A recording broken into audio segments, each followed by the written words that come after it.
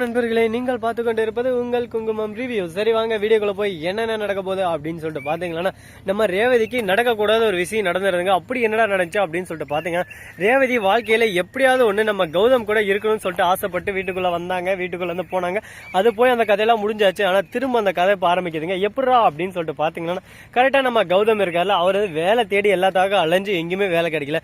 சரி ஏதாச்சும் ஹோட்டல்லையாவது வேலை கிடைக்குதுன்னு சொல்லிட்டு ஹோட்டலுக்கு போறாரு. அந்த இடத்துல கரெக்டா நம்ம கௌதம் வந்ததுமே ஆளுங்கெல்லாம் உட்கார வச்சிடறாங்க. சரி என்ன பண்றது உட்காந்துட்டோம்னு சொல்லிட்டு 2 இட்லி மட்டும் சாப்பிட்றாரு. சாப்பிட்டு சரி திரும்புறாரு. அப்படியே சும்மா குழம்பு வேணுமா சார் தம்பி அப்படின்னு சொல்லிட்டு யாருக்கிட்ட இருந்து வார்த்தை வருது. ரேவதி அம்மா குரல் மாதிரி இருக்கு.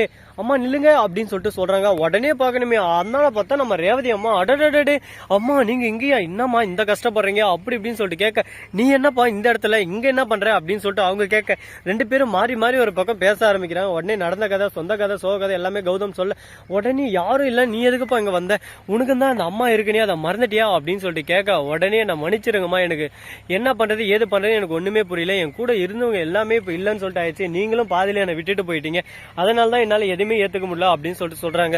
உனக்கு ஒரு விஷயம் நான் சொல்ல போறேன், அந்த விஷயத்தை கேட்டு நீ அதிர்ச்சி படுவியோ கோவப்படுவியோ என்ன பண்ணுவியோ எனக்கு தெரியாது, உன்னோட உண்மையான அம்மா யாருன்னு சொல்லிட்டு எனக்கு தெரியும் அப்படின்னு சொல்லிட்டு சொல்றாங்க. உடனே உன்னோட உண்மையான அம்மா யாருன்னு சொல்லிட்டு சொன்னா நீ கோவப்படுவியா சந்தோஷப்படுவியான்னு சொல்லிட்டு கேட்கறாங்க. கண்டிப்பா சந்தோஷம் படுவேன், எனக்குன்னு ஒரு சொந்தம் இருக்குன்னு சொல்லிட்டு ரொம்பவே சந்தோஷப்படுவேன்.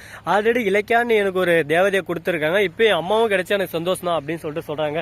வேற யாரும் இல்லப்பா, நான் தான் உன்னோட அம்மா, உனக்காக தான் நான் வந்ததே, உனக்கும் எங்க என் உயிர் தோழி ஜானிக்கு எங்க பிரிவினை ஏற்பட்டுருமோ அப்படின்னு சொல்லிட்டு தான் நான் கம்முன்னு அந்த இடத்த விட்டே கிளம்பிட்டேன். நான் இருக்கிற வரையும் இங்க பிரச்சனை தான் அதிகமாக இருக்கு. அஞ்சலி ஒரு பக்கம் மோப்பம் முடிக்க ஆரம்பிச்சிட்டா. லாஸ்ட்ல என்னால இந்த வீட்டுல இருந்து நீ பிரியிற மாதிரி ஆயிருமோ அப்படின்னு சொல்லிட்டு பயத்துல தான் நான் கிளம்பினேன். ஆனா அதே மாதிரி தான் இப்ப நடந்திருக்கு. என்னால உன் குடும்பமே இப்ப சுக்குநூறாயிச்சப்பா. உன் குடும்பம் சொல்லாதீங்கம்மா, நாம ஒரு குடும்பம், நீங்க என் கூட சேரணும் தான் இவ்வளவு நடந்திருக்கு. என்னோட உண்மையான அம்மா கிடைச்சிட்டாங்க, இனிமே எவன் கேட்டாலும் நான் அடிச்சு சொல்லுவேன். சரி சொல்லுங்கம்மா நம்ம அப்பா யாரு அப்படின்னு சொல்லிட்டு கேட்கறாங்க. என்ன சொல்றது ஏது சொல்றதுன்னு தெரியாம ஒரு பக்கம் பிளுக்கு முழிக்கிறாங்க நம்ம ஜானகி. எதுக்காக அப்படின்னு சொல்லிட்டு பாத்தீங்கன்னா ரேவதி முழிக்கிறது. ரேவதியால உண்மையை சொல்லவும் முடியாது, உண்மையை சொன்னா கௌதமால ஏத்துக்கவும் முடியாது. கௌதம் வாழ்க்கையில ஐயோ இவனா இந்த கேடு கெட்ட கேரக்டர் நம்ம அப்பா அப்படின்னு சொல்லிட்டு கேட்டுனா அடுத்த செகண்டே நம்ம கௌதம் உயிரை கூட விட்டுருவாருன்னா பார்த்தோம்னா அந்த அளவுக்கு நம்ம எஸ்எஸ்கே மேல கோபத்திலையும் வெறியிலும் இருக்காரு. போய் அந்த எஸ்எஸ்கே தான் அப்பாவா அப்படின்னு சொல்லிட்டு தெரிய வந்துச்சுன்னா அடுத்த செகண்டே நொறுங்கி போயிருவாருங்க. நொறுங்கி இந்த மாதிரி ஒரு சோகமான சுச்சுவேஷன் யாருக்குமே வரக்கூடாதுன்னு சொல்லிட்டு நான் கண்டிப்பா கடவுளை வேண்டிக்குவேன். ஏன்னா அந்த அளவுக்கு இப்ப கஷ்டமான இக்கட்டான ஒரு சூழ்நிலையில போயிருங்க. வாழ்க்கைன்னா எவ்வளவு கஷ்டம் தான் வரும். ஆனா தான் அப்பா ஒரு கேடு கட்டவன், தான் அப்பா ஒரு முள்ள மாதிரி முடிச்சு வைக்க அப்படின்ற விஷயம் தெரிய வந்துச்சுன்னா அடுத்த செகண்டே அந்த புள்ள நொறுங்கி போயிருவான். இந்த மாதிரி ஒருத்தனுக்கு புள்ளையாரத்துக்கு நான் செத்துட்டு இருந்தாலே மேலே அப்படின்னு சொல்லிட்டு நம்ம கௌதம் யோசிக்கிறாரு. இந்த மாதிரி ஒரு கஷ்டத்தை கௌதம் கொடுத்துட்டாங்களேன்னு சொல்லிட்டு எல்லாரும் ஒரு பக்கம் ஃபீல் பண்றதா, இதுக்கு மேல கஷ்டம் வராம இருக்குன்னு சொல்லிட்டு நினைச்சு சந்தோஷப்படுறதான்னு சொல்லிட்டு சத்தியமா எனக்கு ஒன்றும் புரியல.